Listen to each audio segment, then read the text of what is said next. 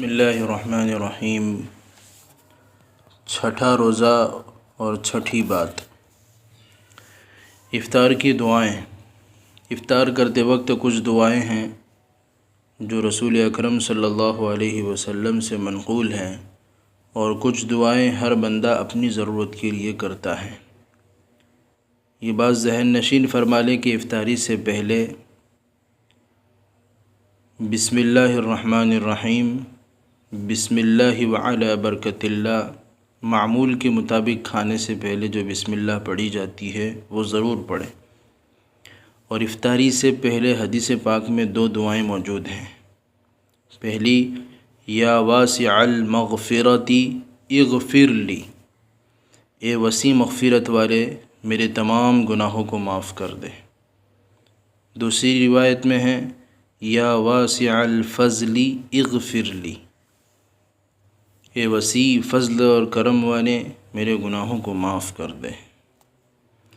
حدیث پاک میں ہے کہ رسول اللہ صلی اللہ علیہ وسلم نے ارشاد فرمایا، ان للصائم عند فطرہ دعوۃ لا ترد، کہ جب روزے دار روزہ افطار کرتا ہے پھر جو دعا مانگتا ہے تو اللہ اس کی دعا کو رد نہیں فرماتے، قبول فرماتے ہیں۔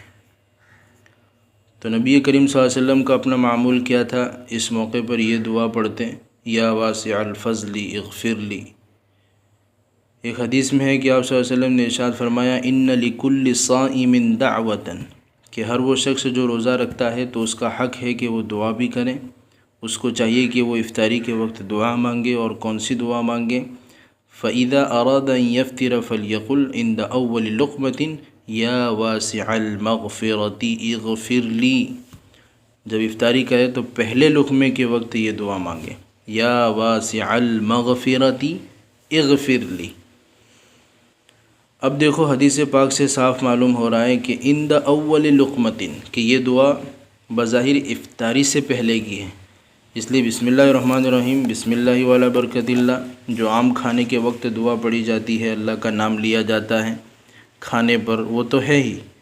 باقی یا واسع الفضل اغفر لی، یا واسع المغفرت اغفر لی، یہ دعا معلوم ہوتا ہے کہ افطاری سے پہلے، یعنی افطاری کا لقمہ منہ میں رکھنے سے پہلے پڑھنے کی ہے۔ باقی بعض دوسری دعائیں حدیث پاک میں بھی موجود ہیں جو قرائن اور دلائل سے معلوم ہوتی ہے کہ افطاری کے بعد کی ہیں۔ اس میں سے ایک دعا افطاری کے بعد کی یہ ہے، اللہم لک صمت وعلی رزقک افطرت، اے اللہ میں نے تیرے ہی لیے روزہ رکھا اور تیرے ہی دیے ہی رزق پر روزہ کھولا۔ ایک دعا اور بھی آتی ہے، اللہم لک صمت وعلیک توکلت وعلی رزقک افطرت۔ اس طرح حدیث پاک میں بھی ایک دعا منقول ہے،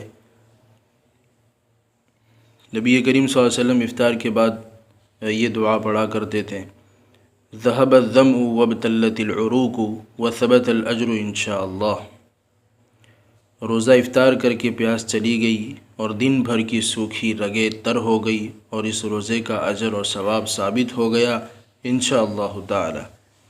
تو یہ جو 3 دعائیں ہیں آپ کی خدمت میں عرض کی ہے، یہ ساری افطاری کے بعد کی ہیں۔ ایک دعا اور افطاری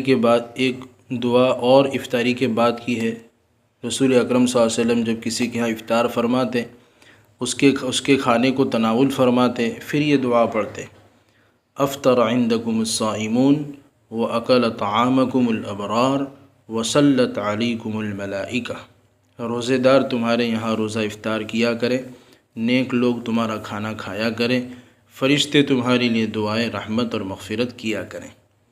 کیونکہ افطاری بندہ کبھی اپنے دسترخوان پر کرتا ہے، اس کے لیے میں نے دعائیں عرض کر دی، اور کبھی کسی اور کے یہاں افطاری کرنے جاتا ہے تو اس افطاری کرنے والے کے لیے بھی یہ دعا ذکر کی گئی ہے۔ دونوں قسم کی دعائیں آپ کی خدمت میں پیش کر دی۔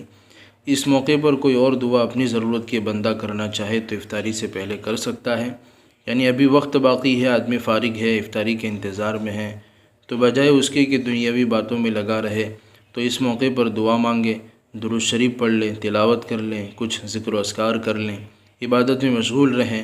کوئی بھی اپنی ضرورت کی دعا اللہ سے مانگے تو مانگ سکتا ہے، خاص کر وہ دعائیں جو رسول اللہ صلی اللہ علیہ وسلم سے منقول ہیں وہ میں نے آپ کی خدمت میں عرض کر دی۔ اللہم لک صمت وعلی رزقک افطرت اللہم لک صمت وعلیک توکلت وعلی رزقک افطرت ذہب الظمأ وابتلت العروق وثبت الاجر انشاء اللہ تعالی۔ یہ 3 دعائیں افطاری کے بعد کی ہے، جو افطاری اپنے گھر کریں، اور اگر کسی اور کے ہاں کرنے جائیں تو یہ دعا بھی پڑھیں۔ اور ایک دعا اور مزید جو میں نے آپ کی خدمت میں پیش کی، افطر عندکم الصائمون واکل طعامکم الابرار وصلت علیکم الملائکہ۔ اور افطاری سے پہلے 3 دعاؤں کا ذکر فرمایا۔